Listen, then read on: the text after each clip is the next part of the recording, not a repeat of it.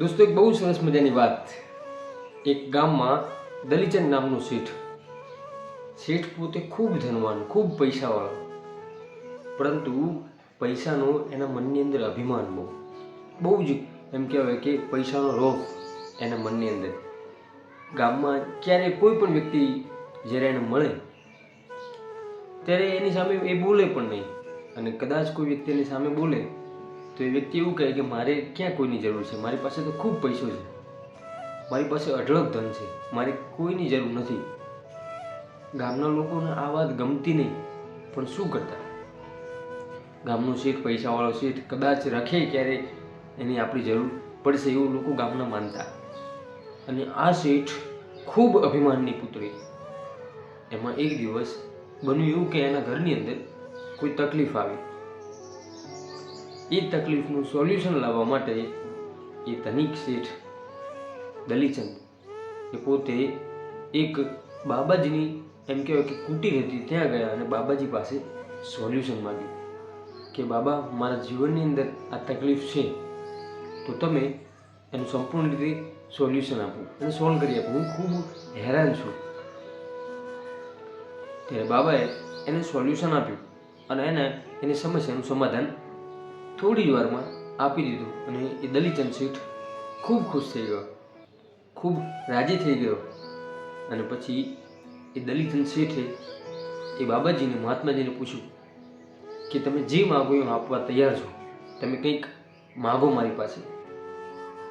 ત્યારે બાબાજીએ કહ્યું કે એક કામ કરો, મને તું 100 લાવી આપ, 100. તો એ શેઠ ખૂબ આશ્ચર્ય પામી ગયો કે બાબા, તમે કદાચ મારી જોડે 10, 12, 15 લાખ રૂપિયા માગ્યા હોત તો હું તરત આપી શકત તમને, પણ તમે માંગી અને 100 માંગી, શા માટે આવું? ત્યારે કહ્યું કે તું 100 લઈને આવ, મારે 100ની જરૂર છે. દલીચંદ શેઠ ગયા અને 100 લઈને પાછા આવે કે લો બાબા, આ તમે 100 માંગી હતી, હું 100 લઈને આવ્યો છું. પછી દલીચંદ શેઠે પૂછ્યું કે આ 100નું તમે શું કરશો? ત્યારે બાબાએ કહ્યું કે આ 100 તું તારી પાસે રાખ, જ્યારે મારું દેહાંત થઈ જાય અને તારું પણ દેહાંત થઈ જાય ત્યારે તું મને આ 100 ઉપર ભગવાનના ઘરે આપજે, મારે ત્યાં એની જરૂર છે. દલીચંદ શેઠ હસવા લાગી કે ત્યાં થોડી હું 100 સાથે લઈને આવવાનો છું, મરી ગયા પછી થોડી હું 100 સાથે લઈને આવીશ, અત્યારે હું લાવું છું, તમે લઈ લો. પછી બાબાએ જે જવાબ આપ્યો દલીચંદ શેઠને, એ તમારા અને મારા દરેકના જીવનમાં ખાસ ઉપયોગી, ખૂબ એમ કહેવાય કે જો આ શબ્દો દિલમાં ઉતરી જાય તો ચોક્કસથી જીવન કંઈક અલગ બની જાય. જો 100 જેવી વસ્તુ દલીચંદ શેઠની સાથે નથી આવવાની તો એ શેઠ, તારી જોડે આ લાખો કરોડોની મિલકત એ ક્યાં સાથે આવવાની છે? તો તું આટલો બધો તારા રૂપિયાનું અભિમાન કરે છે.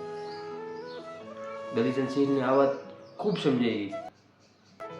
બાબાએ દલીચંદ શેઠને એવું કહ્યું કે તું તારા રૂપિયાનું અભિમાન શા માટે કરે છે? એ તો તારી સાથે આવવાના જ નથી. જો 100 સાથે નથી લાવી શકતો તો તારી અઢળક સંપત્તિ તું થોડો સાથે લાવી શકવાનો છે.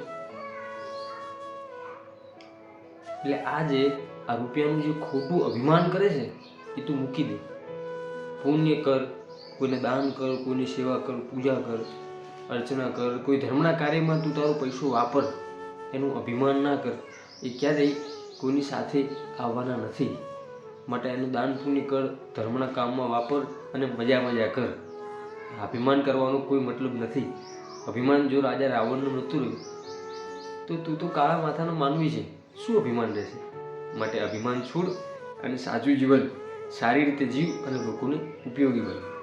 દોસ્તો, આ વિડીયોનો સંદેશ તમને કેવો લાગે કોમેન્ટ બોક્સની અંદર ચોક્કસથી જણાવજો. અને આવા જ બીજા વિડીયો જોવા માટે આપણી યુટ્યુબ ચેનલ હું અને મારી વાતોને સબસ્ક્રાઈબ ચોક્કસથી કરજો. દોસ્તો, ફરીથી મળીશું એક નવા જ વિડીયો સાથે, એક નવા જ અંદાજમાં. ત્યાં સુધી દરેક દોસ્તો, દરેક મિત્રને મારા જય સીતારામ.